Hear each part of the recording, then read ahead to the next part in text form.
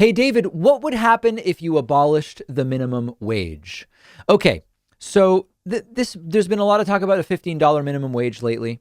And we learned last week that Chipotle, in order to account for paying 15 bucks an hour, is raising prices 4%, which is a really, really modest increase. It's like 26 cents on your average chicken burrito, even though everybody will earn $15 an hour. And there are some sort of libertarian right-wing types who say, listen, the minimum wage is an artificial price floor, and it is simply bad. It's a price control. It's bad for the economy. It keeps people out of the workforce. If you eliminated the minimum wage, sure, wages might come down a little bit, but way more people would end up becoming employed, and that would be good for the economy because then they would pay taxes and blah, blah, blah, blah. Okay, first of all, if you saw a decrease to the minimum wage that's significant and it led to more employment, a lot of those people, because the wage would be so low, would not or would barely pay any federal taxes. So in reality, the tax thing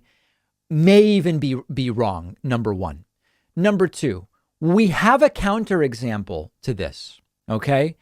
The value of the minimum wage. Remember, if you have a $7 minimum wage and you have inflation, the value of that minimum wage actually goes down. If you're the employer and there is inflation, meaning your product or service sells for more, but you pay the same nominal minimum wage, you are actually seeing a decrease to the minimum wage in real terms. We had a situation in the 1980s where the minimum wage, the actual value of the minimum wage went down about a third because of inflation. And we actually saw teen employment drop slightly. This is the big claim from the right. All of these teenagers and entry-level workers and what we call less skilled workers, they would have way more employment if the minimum wage were to go down. Well, the minimum wage did go down in real terms during the 1980s, and significantly so, just under a third, 32%, I believe the number is. And you did not see teen employment explode because it all of a sudden became really cheap to hire people. It got cheaper for businesses to hire because of that stagnant minimum wage, and they didn't. And as I've said so many times before, when it comes to taxation and hiring and the minimum wage, if a business is understaffed relative to the demand for their product or service, then it would make sense to go and add a new worker. And if you can get that worker for less, well, okay, even better for the business, I guess. But it's not profitable to just add workers because it's cheaper to add them. It doesn't make sense. Think about it, with the David Pakman show. If we actually have an unmet need, either because we have so much demand for advertising that I need more salespeople, or we have so much demand for memberships that I need to bring on a full-time web developer to keep up with the website traffic, or whatever the case may be. Just because it becomes cheaper to hire someone doesn't mean I'm actually going to go and hire someone unless I'm servicing demand. Now, what would actually increase demand? And this is where the right just kind of seems to not get it or pretend not to get it. What would increase demand for memberships? It would be people having more money. And one way to put more money in the pockets of people who might only borderline be able to afford a membership right now would be a minimum wage increase. Now, I think there are some fair assessments about the minimum wage that come from the right. One is most people don't make minimum wage. And because wages tend to be sticky, wages don't tend to come down. If you got rid of the minimum wage, it's unlikely that most people's wages would come down. If you're in a job where you make the equivalent of 25 bucks an hour, it might be 25 bucks an hour, or it might just be a $50,000 a year salary, right? If the minimum wage went down or even was eliminated, it's not hugely likely, at least right away, that you would end up earning less money. But there is a particularly vulnerable class of workers, particularly when we're talking about immigrants, talking about people in disadvantaged neighborhoods that already often have the sort of structural disadvantages of terrible public transit and so on and so forth. Those are the first folks who are going to be taken advantage of, and there's going to be this downward pressure. And the whole point of the minimum wage is not to ensure everybody makes 50 grand a year. That would require a $25 minimum wage at every job in many states that are low cost of living. It's just not an equilibrium wage. And I know there's many people who say the minimum wage should be 25 bucks an hour.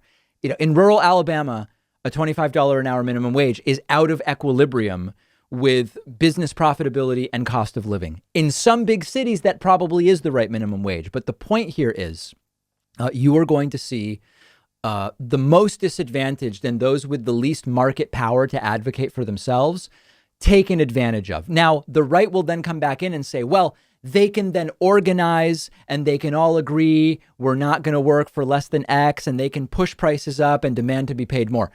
That's what unions do now. And those same right wingers are against unions and they're against collective bargaining and on and on and on. So you really have to step back from the talking points on this. If you eliminate the minimum wage, is it likely that a lot of people would start working for 50 cents an hour? No, that's not likely. But the federal minimum wage is already pathetic. The other thing, by the way, that's important to remember is reducing the minimum wage will shift the burden of paying people away from businesses and towards the government. If you reduce the minimum wage, you're also basically setting up a bigger government handout and subsidy, because the benefits and welfare programs that individuals will start to qualify for, if you scrap the minimum wage and you see somewhat of a reduction, $7.25, maybe some people start working for $6 or $5 an hour or $4.50 or whatever. The fact that more people will work, which doesn't appear to be true, but even if it were true, more people will work if you reduce the minimum wage.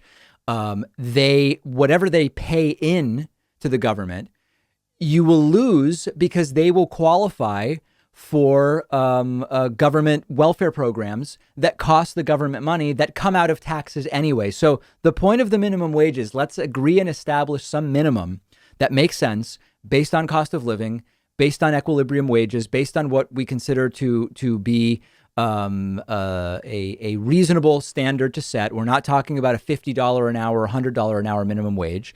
And it should be in balance with the broader economy and prevent the most vulnerable from being taken advantage of. That's really the point. And the hypotheses about, well, if more money is good, pay people $100, or if you get rid of the minimum wage, people will be working for 10 cents an hour. You're focusing on the extremes, and you're really sort of missing the big picture. One of our sponsors today is Helix Sleep, and it's a sponsor I'm thrilled about because I sleep on a Helix mattress at home, and it's just the perfect mattress. One of the best things about Helix is you don't have to guess which mattress do I need, which one will be good for me. You take their famous sleep quiz on their website. You tell them your body type, your sleeping position, your back pain issues you might have, and they will pair you with a mattress that will be perfect for you. I took the sleep quiz. The mattress they suggested was exactly what I needed. I often get too hot at night. The mattress keeps me cool. It's not too soft. It's not too firm. The texture is right. And I've just been getting way better sleep. You only buy a mattress every decade or so. Don't get stuck with something that's not perfect for you. And all Helix mattresses come with a 10-year warranty, and they'll even come to your house and pick it up within 100 days if you don't love it. But I think you will. All of my viewers will get up to $200 off your order, and you'll get 2 super premium pillows for free when you go to the link right underneath this video.